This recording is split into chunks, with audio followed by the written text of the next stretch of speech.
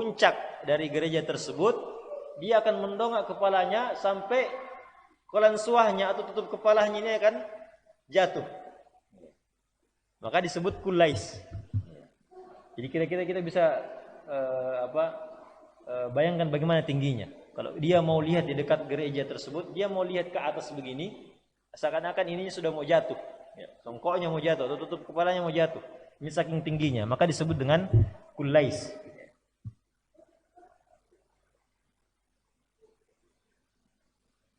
Nah, maka kemudian di sini disebutkan Abraha pun kemudian bertekad agar bisa memalingkan wajah orang-orang Arab dari Ka'bah menuju Kulais. Jadi Abraha ini maunya orang Arab tinggalkan saja Ka'bah, tidak usah lagi berhaji setiap tahun. Dia maunya orang Arab ini nanti berziarah ke Kulaisnya saja. Jadi dia mau memalingkan orang-orang Arab dari Ka'bah, memalingkan orang Arab dari Ka'bah untuk bisa menziarahi Kulaisnya tadi, bisa menziarahi gerejanya yang begitu besar tadi.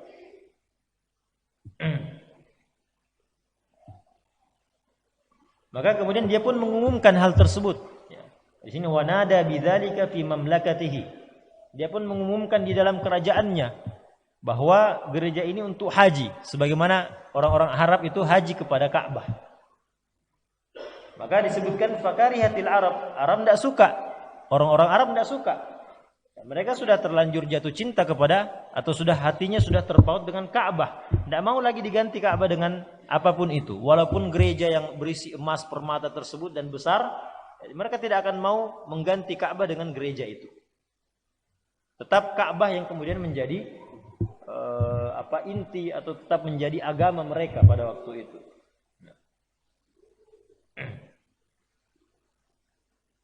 Sebutkan fakarihatil Arabu al-Adnaniyah wal Qahtaniyah dzalik. Jadi suku-suku Arab Adnan dan suku Qahtan itu benci, tidak suka dengan gereja tersebut. Wa ghadibat Quraisyun lidzalika ghadban syadidan. Quraisy juga kemudian benci dengan hal tersebut. Hatta qasadaha ba'dhum wa tawassala ila an dakhalaha lailan fa ahdatha fiha wa qarra raji'an. Sampai salah seorang dari suku Quraisy, disebutkan juga dari Bani Kinanah. Ini Bani Kinanah ini adalah nenek moyang Quraisy. Quraisy. Salah seorangnya itu sengaja datang ke Kulais tadi, gereja yang begitu besar itu, malam-malam mengendap-endap. Kemudian buang air besar di dalamnya. Ini bentuk tantangan atau bentuk istilahnya bentuk ejekan kepada Abraha. Mau kamu bangun gereja sebesar ini, kami tidak akan pergi dari Ka'bah. Kami tidak akan berpaling dari Ka'bah. Ini seakan-akan seperti surat tantangan kepada Abraha. Tidak mau mereka terima, tidak mau mereka haji atau tidak mau menerima keberadaan gereja yang begitu besar itu untuk menggantikan Ka'bah.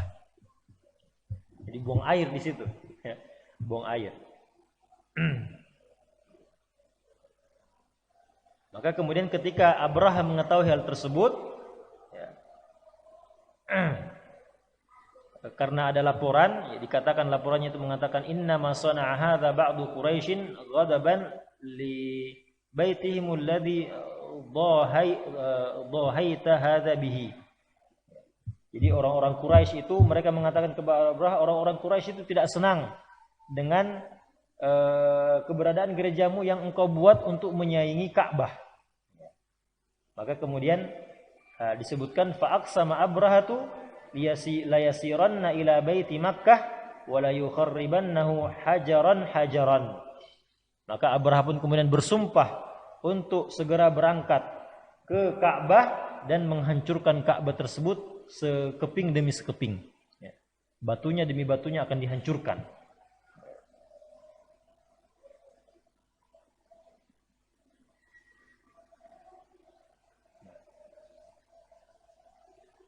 Maka kemudian di sini disebutkan fata'ahaba Abrahatu lidzalik wa sara fi jaishin kathifin aramram li'alla yasuddahu ahadun anhu.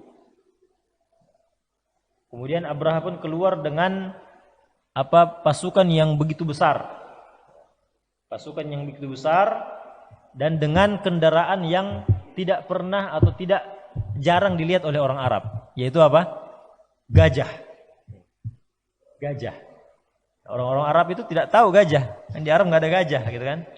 Ya, tapi orang-orang ini di Yaman ini orang-orangnya Abraha ini berangkat dengan pasukan gajah. Ya, ada puluhan gajah yang diberangkatkan dan gajah yang paling besar disebutkan namanya adalah Mahmud. Gajah paling besar disebutkan namanya Mahmud. Ya.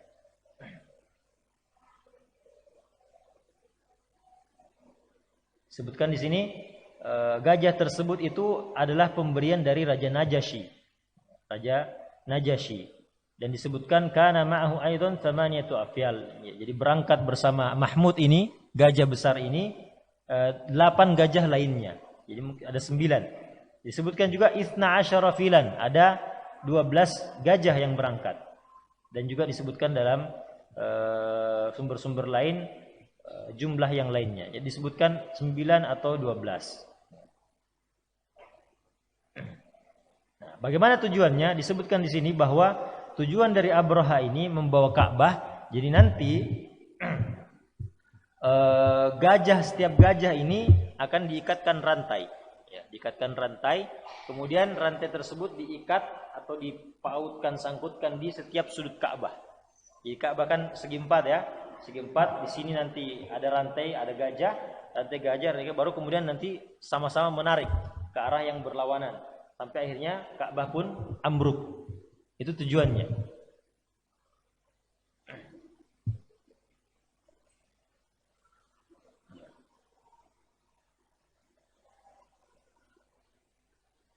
Di rantai tersebut dikaitkan ke leher, wa tudau fi unuqil fil thumma yuzajjaru yulqil ha'id jumlatan wahidah.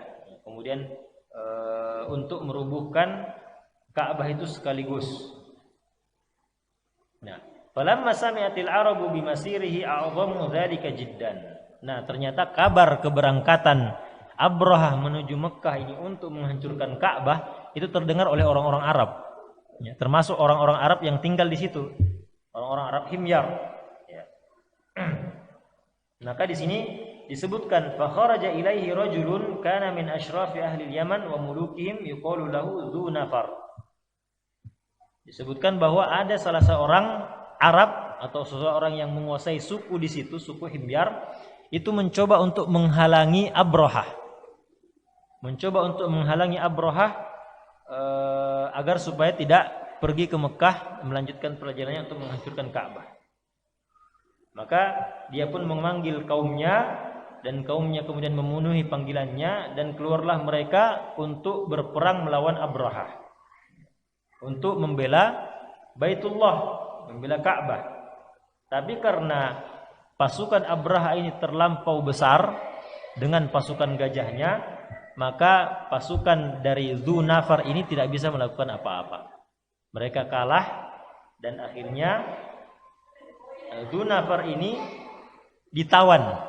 Ya, Dzu Nafar ini ditawan oleh Abraha ya, dan ikut bersama Abraha menuju Mekah. Di sini disebutkan perjalanannya Abraha, dia melewati daerah Khas'am. Kemudian dia ditawari oleh Nufail bin Habib Al-Khash'ami fi qaumihi. Dia Abraha ini kemudian juga dilawan. Ya, jadi ada beberapa suku di sini yang kemudian untuk juga mencoba melawan Abraha. Yaitu kaum itu tadi, kaum Khas'am, ada Syahran, Nahis, tapi kemudian semuanya juga tidak berhasil. Akhirnya Nufail tadi bin Habib ini juga ditawan oleh Abraha. Kemudian setelah mendekat ke tanah Taif, jadi orang ini dari Yaman ke utara, sampai kemudian ketika mereka sudah sampai di Taif, maka orang-orang yang di situ suku Tsaqif ya, itu kemudian juga mencoba melawan Abraha. Tapi kemudian tetap saja juga kalah. Ya, mereka kalah sampai kemudian mereka menyerah. Bahkan suku Tsaqif ini mengirim salah seorang dari mereka bernama Abu Rughal. Abu Rughal ini mereka jadikan penunjuk jalan. Mereka jadikan penunjuk jalan agar supaya mereka bisa sampai ke Mekah dengan selamat. Jadi kita bisa lihat di sini jamaah sekalian bahwa sebenarnya Abraha ini sebagaimana disebutkan oleh ahli sejarah, Abraha ini sebenarnya tidak mau membunuh. Tidak mau membunuh, tujuannya cuma satu saja, hancurkan Ka'bah setelah itu pulang. Tidak pernah mau berperang, tidak pernah mau membunuh orang-orang Arab. Tujuannya cuma satu, yaitu menghancurkan Ka'bah. Tapi ya namanya kalau dia mau menghancurkan Ka'bah, siapapun yang menghalanginya maka terpaksa diperangi. Pada asalnya dia tidak mau perang, dia cuma mau pergi hancurkan Ka'bah, selesai, gitu aja. Bahkan penduduk Mekah dia tidak mau bunuh, orang-orang Arab tadi yang di laut tidak mau bunuh. Tapi karena mereka mencoba menghalangi, maka terpaksa dia kemudian untuk membunuh atau memerangi orang-orang yang menghalanginya. Ya, buktinya adalah bahwasanya kalau lawannya mereka sudah menyerah itu, dia tidak bunuh, dia jadikan tawanan saja. Dijadikan tawanan saja. Karena memang tujuannya bukan untuk membunuh orang Arab, tapi untuk sekedar menghancurkan Ka'bah saja. Maka kemudian setelah itu Abraha pun sampai kepada daerah yang disebut dengan Al-Mughammis atau Al-Mughammas.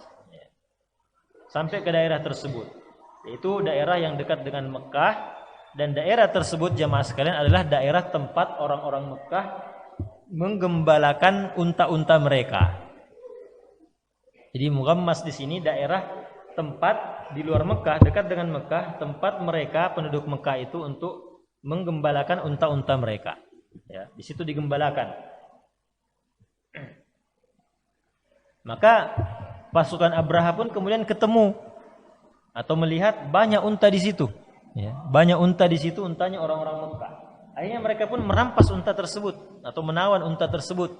Nah, di antara unta-unta tersebut ada 100 ekor unta milik Abdul Muttalib, kakeknya Rasulullah Sallallahu Alaihi Wasallam. Dan Abdul Muttalib ini adalah pemimpin suku Arab pada waktu itu. Orang yang sangat terpandang, orang yang sangat disegani oleh suku-suku Arab yang ada pada itu, terutama suku Quraisy yang ada di Mekah. Di Abdul Muttalib ini merupakan sosok pemimpin yang luar biasa.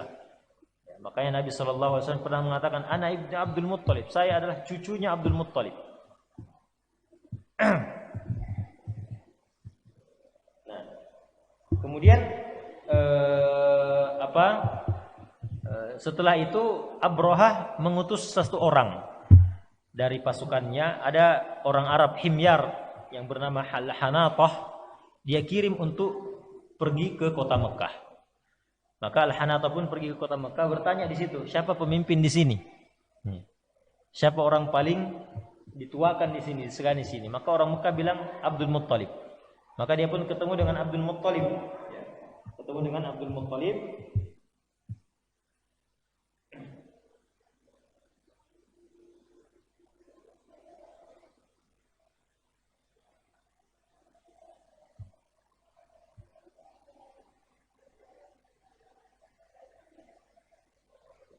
Kemudian mereka pun masuk Al-Hanatah ini masuk ke dalam Mekah.